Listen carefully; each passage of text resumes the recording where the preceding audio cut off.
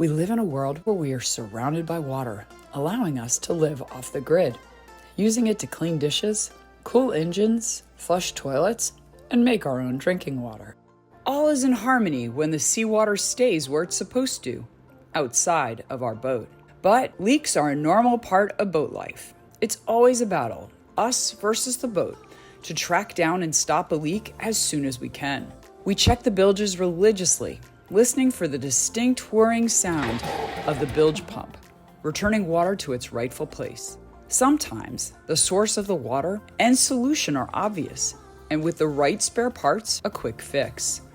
Other times, it's an iteration of guess, fix, repeat, a process of elimination, with the hope that with the next fix, the leak will stop. In our video this week, we address 3 known water leaks on board. 2 straightforward, the other baffling. Last week when we put this hole into the fiberglass, we had a flood of water coming out, which meant that this section was filled with water. So we're trying to figure out why that section is getting filled with water. Yesterday, while it was raining, we were looking in this hole to try and figure out if we could see where it was coming from. Brown tried to make some adjustments on some of the fittings up on the roof. Still got water in there. So today we are taking off the solar panel. I've covered these areas where the screws, when it was installed, were put in at a sideways location, thinking that water was getting in there. It's hard to back those out underneath this with the tools we have and to recoat them and everything. So we put this patch and seal over it. I also took each one of these little brackets for the conduit that the zip ties fit around and hold that conduit down. I took those out and then I put sealant in the holes and everything there. Now we're taking out this panel because it's still leaking. Boat work can be really challenging when you have to investigate and figure out where the issues are coming from, because you just don't know. It could be a lot of things that are putting water into our roof. So this is just kind of second step. See if we can figure it out. If we can cover everything here and the water doesn't stop, then there's got to be another place. It's a matter of trying to weed out possibilities and then kind of moving on from there. So we've got the solar panel off. We may have found the leak, which could be coming from this old solar panel. Would make sense. It could be a combination of several things, but most of the screws coming out are clean, like this one. This one, as you see, has got rust all over it. This is definitely leaking. I don't know whether it's the entire cause or what's going on. I think when we pull this thing up, we're gonna find out more of what's going on. There's a little hack for you. Put a scuba diving weight or a weight belt weight in your box of screws so that when the wind picks up, it doesn't blow them off. Woo! Yuck. We got a lot of water under So this you thing. can see where water would be a big problem. You can see the corrosion around, and you know what, Babe? That's right over the channel. Yep. That's in here. We may have right found the over problem.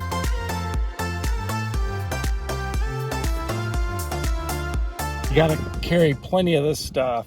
This is the only way you're ever going to get these cleaned out and dry. Yeah.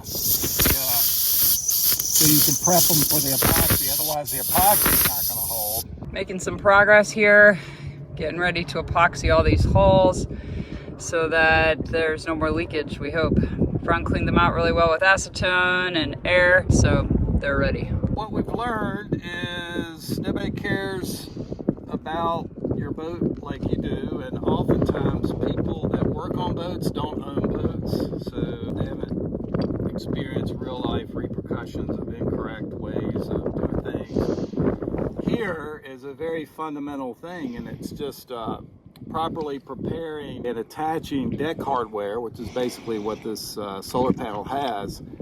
And if you don't drill and countersink, and they use like silicone, which is not the way to do it really, butyl tape's the way to do it, you're going to have problems. We're just having to deal with them. We've got a little wet core, screws stripping out, and we're using some epoxy to hopefully be able to get in there and solve the issue so we can get these panels back on before it starts raining. We love how calm this anchorage is. It's great to get boat work done here. Round 2, second day of working on the solar panel issue. We now have a little bit of an issue because it is looking like we're gonna get rain. So that's gonna be a bit of a problem with the work that Brown's doing today, which is prepping the solar panel and getting the holes that have been epoxied drilled out. Because if it rains, then everything gets wet, which is a big problem. So we're trying to work quickly, hoping that the rain's gonna miss us.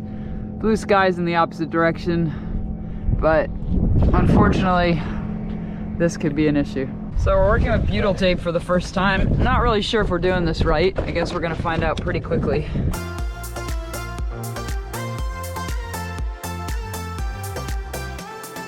The sun is back out. We put some epoxy in some of these holes where we had a little bit of wet wood.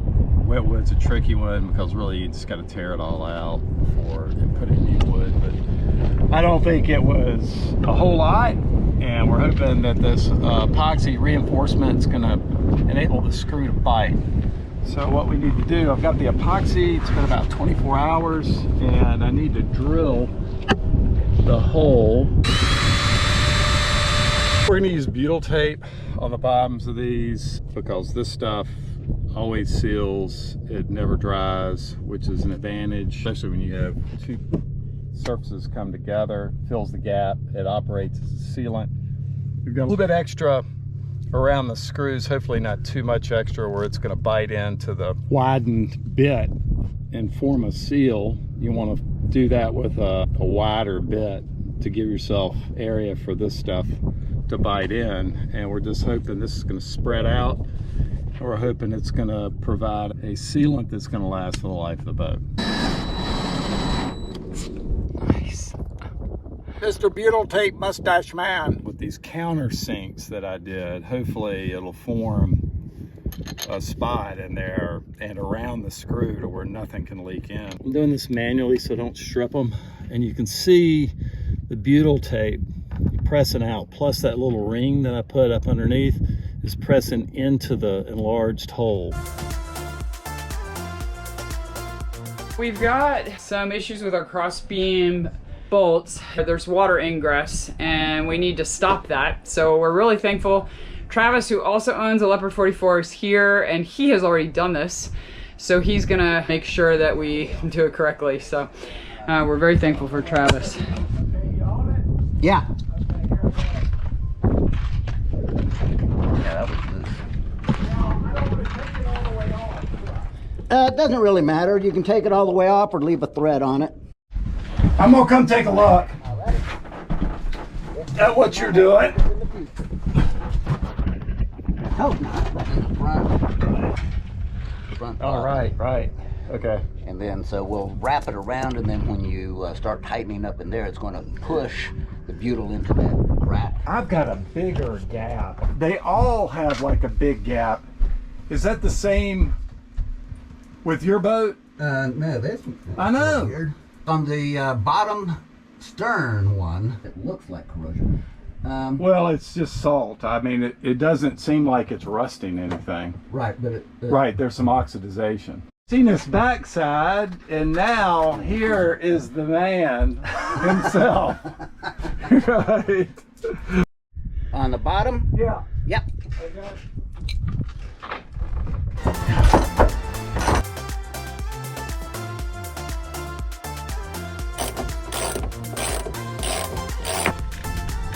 Okay. All right.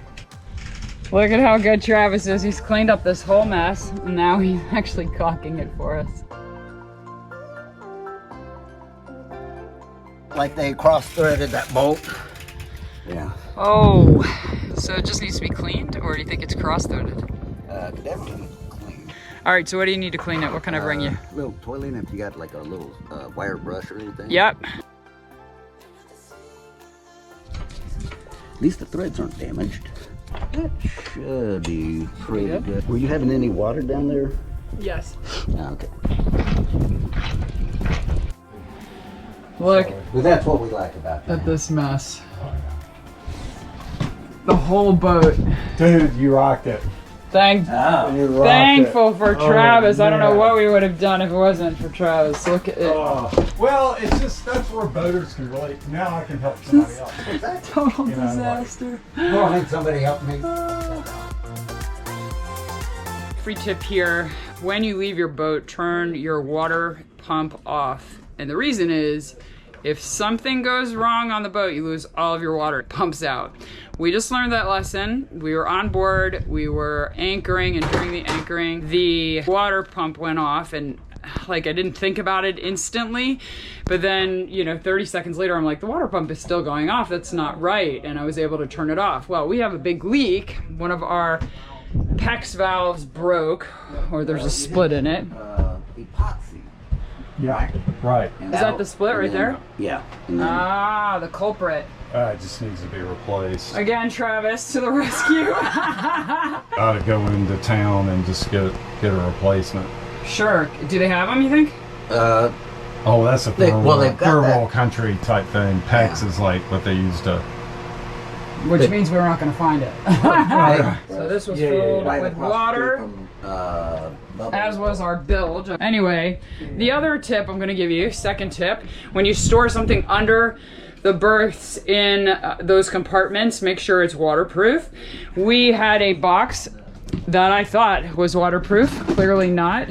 It was half filled up with water, so all the electronics that were in that box thankfully are not ruined. Thankfully we got to them in time, but there were some electronics in there that we had to dry really quickly. So 2 tips for you that are really gonna save you a lot of money. Oh, third tip, make sure you have a lot of PEX T-joints and elbows on board, because we don't, and now we are paying the consequences of it. But we should be able to find them in town, but if we couldn't, or if we were in the San Blas, there's no way we could have found